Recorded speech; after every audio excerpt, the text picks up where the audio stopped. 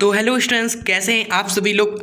I hope आप सभी बहुत ही अच्छे होंगे। एंड आज के इस वीडियो में हम देखने वाले हैं वार्षिक परीक्षा 2025 जीव विज्ञान का क्वेश्चन पेपर क्लास 11 का। ठीक है स्टूडेंट्स, और ये जो पेपर है वो हमारे नागेंद्र जी ने भेजा हुआ है। उनको बहुत बहुत पहली बात तो धन्यवाद, क्योंकि बहुत सारे स्टूडेंट्स के कमेंट भी आ रहे थे कि एग्ज़ाम उनके है, अभी एक हफ्ते बाद एग्ज़ाम है, एक महीने में एग्ज़ाम है, तो काफ़ी लोगों के है एग्ज़ाम।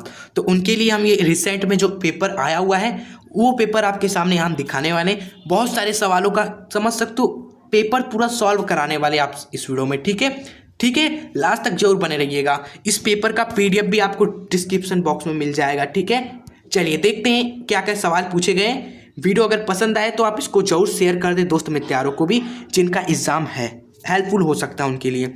सबसे पहले MCQ पूछा गया है आपके कि पहला है कि प्रवालाभ जड़ें, क्या है पहला MCQ कि प्रवालाभ जड़ें किस पादप में पाई जाती है। तो प्रवालाभ जड़ें आपकी स्टूडेंट्स साइकस में, कि इसमें किस में पाई जाती है आपकी स्टूडेंट्स। इसका राइट आंसर है साइकस में। ठीक है, नेक्स्ट है कि तिलचट्टे की देह गुहा होती है। ए है कि सोलोम, हीमोसील, स्यूडोसील, सिलेंट्रान। तो स्टूडेंट्स जो आपका तिलचट्टे की देह गुहा आपकी होती है ये सिलेंट्रान। ठीक है, चलिए उसके बाद है विकसित होने पर बीज में एक भाग से बीजांडांसन जुड़ा रहता है। ठीक है, कौन सा इसमें से करेक्ट है। ठीक है, बीज चोल, नाभिका, बीजांड द्वार की निभाग स्टूडेंट्स। तो इसका जो आंसर है वो हमारा है बीजांड द्वार। ठीक है, नेक्स्ट है हमारा चौथा कि जड़ों की मूली त्वचा निम्न में किसके समान होती है। पहला है कि परिरंभ की दूसरा है आपका स्टूडेंट्स की अंत त्वचा। ठीक है, बृहत त्वचा, रंभ चौथा है। ठीक है, तो आपका इसमें से सही हमारा हो जाएगा ये बृहत त्वचा। ठीक है, चलिए उसके बाद हमारा है एक नंबर वाले क्वेश्चंस देख सकते हैं। पहला है कि जीवाणु प्रोकैरियोटिक स्तर का जीव माना जाता है, क्यों। ठीक है स्टूडेंट्स, बाकी सारे जो एक नंबर सवाल है सबका आंसर बताते हैं आपको, डोंट वरी। नेक्स्ट देखिए आपका पूछा गया है कि अग्रा विसारी क्रम किसे कहते हैं। तीसरा है कि कोशिका का प्रोटीन फैक्ट्री किसे कहते हैं। ठीक है, कोशिका का प्रोटीन फैक्ट्री किसे कहते हैं। स्तनधारियों में दुग्ध शर्करा किस रूप में उपस्थित होता है। सब एक नंबर के सवाल है। रूबिक्स से आप क्या समझते हैं। उसके बाद है कि वर्गीकरण की आवश्यकता बताइए आप सभी। उसके बाद स्पंजों के आर्थिक महत्व का संक्षिप्त वर्णन करना है आपको। ठीक है स्टूडेंट, तो ये सारे जो क्वेश्चन है ना उसका आंसर आप देख लीजिए आपको जो आ रहा है अच्छी बात है, जो नहीं आ रहा आप देख सकते हो। जीवाणु में प्रोकैरियोटिक स्तर का जीव माना जाता है, क्यों। उसका आंसर ये है स्टूडेंट्स। पढ़ने में टाइम वेस्ट नहीं किया जाएगा, आप खुद भी पढ़ सकते हैं। क्लियर। उसके बाद है अग्राभिसारी क्रम किसे कहते हैं। उसका आंसर आपके सामने दिख रहा होगा। नेक्स्ट है कि कोशिका के प्रोटीन फैक्ट्री किसे कहते हैं। आप देख लीजिए राइबोसोम को कहा जाता है। उसके बाद है हमारा स्तनधारियों में दुग्ध शर्करा किस रूप में उपस्थित होता है, लैक्टोज के रूप में। ठीक है,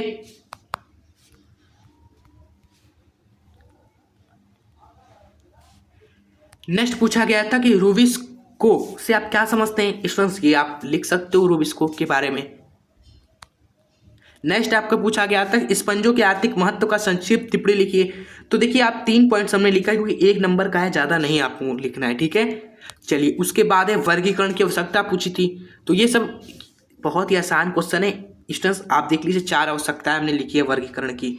उसके बाद हमारा था एक अगला सवाल, उसके बाद हमारा ये था स्टूडेंट्स, आप देखोगे उसमें कि उभय फ्लोएम तथा अरि संवहन पूल में अंतर स्पष्ट कीजिए। तो उसका आंसर यहाँ पर है। उसके बाद आपसे पूछा गया था कि अर्ध सुस्त्री विभाजन जनन कोशिका में ही क्यों होता है स्टूडेंट्स। तो ये सब एक नंबर के सवाल उसी पेपर में पूछे गए हैं। तो उसका आंसर ये है आपका अर्ध सुस्त्री विभाजन जनन कोशिका में क्यों होता है। उसका रीजन ये है, 2 पॉइंट हमने लिखा है। उसके बाद हमारा है कि विषाणु की संरचना पर संक्षिप्त टिप्पणी लिखना था स्टूडेंट्स। बहुत इंपॉर्टेंट क्वेश्चन है ये तो। विषाणु क्या है उसकी संक्षिप्त टिप्पणी लिख दिया। चित्र वगैरह आपको बनाना भी है, चित्र हमने यहाँ नहीं ड्रॉ किया है। उसके बाद है पुष्पी पौधों की जड़ों की क्या आवश्यकता है। ये सब आप 2 नंबर के सवाल है उस पेपर के। ठीक है, आंसर के साथ हम आपको दिखा रहे हैं, और आप बस देख लीजिए उस PDF आप डाउनलोड जरूर कर लीजिएगा डिस्क्रिप्शन बॉक्स से। देख लीजिए पुष्पी पौधों की जड़ें में क्या क्या विशेषताएं हैं आपकी, ये सारी विशेषताएं 4। ठीक है, उसके बाद है मेढक में श्वसन की विभिन्न विधियों का उल्लेख कीजिए। तो मेढक में जो श्वसन है उसकी विभिन्न विधियाँ आपकी ये सारी है। उसके बाद हमारा पूछा गया साइकस के बीजांड का अनुलंब काट, ठीक है, का नामांकित चित्र बनाइए, इसकी संरचना भी समझाइए। तो स्टूडेंट्स हमने काट का चित्र वगैरह तो कुछ बनाया नहीं है, लेकिन हाँ संरचना के बारे में बताया हुआ है कि ये सारी संरचनाएं हैं, ऐसी ऐसी होती है इसमें, ठीक है। चित्र वगैरह आप जरूर बना लें, सीख लीजिएगा। उसके बाद है पराक्सोम पर संक्षिप्त टिप्पणी आपको लिखना है, ठीक है। ये है पराक्सोम, एक झिल्ली होती है, आप पढ़ लीजिएगा जरूर से। टाइम वेस्ट हमें नहीं करना है स्टूडेंट्स पढ़ने में, फिजिक्स केमिस्ट्री रहता तो हम आपको अच्छे से हर एक चीज़ समझा देते हैं स्टूडेंट्स। ये सारी आपकी हो गई पराक्सोम पर संक्षिप्त टिप्पणी आपकी हो गई, ठीक है। चलिए उसके बाद हमारा पूछा गया था स्टूडेंट्स कि क्रोमोटोप्लास्ट तथा क्रोमोटोफोर में अंतर, ये सब पेपर भी आपको अभी दिखाते हैं, आप पहले देख तो लीजिए। ये सारी चीज़ें पूछी गई थी स्टूडेंट्स, ठीक है। उसका आंसर यहाँ पर है, बाकी आप देख लीजिए, PDF आप डाउनलोड कर लीजिएगा स्टूडेंट्स जरूर से। आइए पेपर पे एक बार चलते हैं, स्टूडेंट्स। हमने कहाँ तक सॉल्यूशन दिया है, हमने स्टूडेंट देख सकते हो 2-2 नंबर वाले सवाल करवा दिए, 3-3 नंबर वाले सवाल हमने आपको आंसर बता दिए, ठीक है। और हमने लगभग यहाँ तक हमने पूरा सॉल्व किया है पेपर, ठीक है। यहाँ तक आपको सॉल्यूशन मिल जाएगा। उसके बाद आपको स्टूडेंट्स खुद से करना पड़ेगा, ठीक है। 6 क्वेश्चन, ये सारे क्वेश्चंस, ठीक है, आपको खुद से करना पड़ेगा।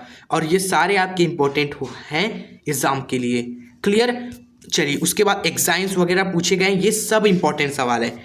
अब हम इसमें से क्या ही कहें, जो पेपर में ही आप पूछा गया है वो सब बहुत ज़्यादा इंपॉर्टेंट है। श्वसन क्या है, ये सब बहुत इंपॉर्टेंट है। प्रकाश संश्लेषण पूरा, केल्विन चक्र पूरा बहुत इंपॉर्टेंट है। एग्जाम की संरचना बहुत ज़्यादा इंपॉर्टेंट है। हाइड्रा इंपॉर्टेंट है। अलिंद अभिनय हृदय संरचना, माइट्रोकांडिया, स्टूडेंट्स ये सब जो आपके चित्र वगैरह है ये सब आपको जोर से पढ़ के जाना है। DNA RNA ये सब में अंतर भी आता है आपके पेपर में। तो ये अभी एक ही पेपर है, बायोलॉजी का 2-3 पेपर आप और देख लीजिएगा, आपको सब क्लियर हो जाएगा कि क्या क्या आपको पढ़ के जरूर जाना है पेपर में। बायोलॉजी का क्लास 11 का 2-3 पेपर और हमने डाला हुआ है, सब एक ही प्लेलिस्ट में है। क्लास 11th के सभी सब्जेक्ट के पेपर की हमने एक प्लेलिस्ट बनाए हुए, आप वहाँ से और भी पेपर जो है बायोलॉजी के आप देख लीजिएगा जरूर से, ठीक है। ये रहा ये पेपर, आधा से ज़्यादा हमने सॉल्व आपको बता दिया, आंसर डाउनलोड कर सकते हो स्टूडेंट्स आप सभी पेपर, डिस्क्रिप्शन बॉक्स में है लिंक आपको, ठीक है, मिल जाएगा। इस वीडियो को एंड करते हैं। आई होप आपके लिए वीडियो हेल्पफुल रहा होगा। अगर अच्छी लगी वीडियो तो आप सभी लाइक जरूर कर सकते हो और सब्सक्राइब करके जरूर जुड़ जाइएगा, जिससे आने वाले पेपर आपसे इस चैनल पर जब भी आए तो आपसे मिस बिल्कुल ही ना हो, क्लियर स्टूडेंट्स। और आपसे रिक्वेस्ट है कि आप सभी अपना पेपर भी जरूर सेंड करें एग्ज़ाम के बाद। डिस्क्रिप्शन बॉक्स में व्हाट्सएप ग्रुप का लिंक आपको मिल जाएगा, उस लिंक पर आप सभी जाकर, एक स्टडी ग्रुप है जिसमें बहुत सारे स्टूडेंट जुड़े हुए हैं, आप भी जुड़ सकते हो, एक दूसरे की आप सभी हेल्प कर सकते हो और अपने पेपर वहाँ जरूर सेंड करें एग्ज़ाम के बाद, ठीक है। ये रिक्वेस्ट रहेगी आप सभी से। इस वीडियो को आप एंड करते हैं स्टूडेंट्स, मिलते हैं नेक्स्ट वीडियो के साथ आप सभी से नए पेपर के साथ, ठीक है। तब तक के लिए जय हिंद, वंदे मातरम।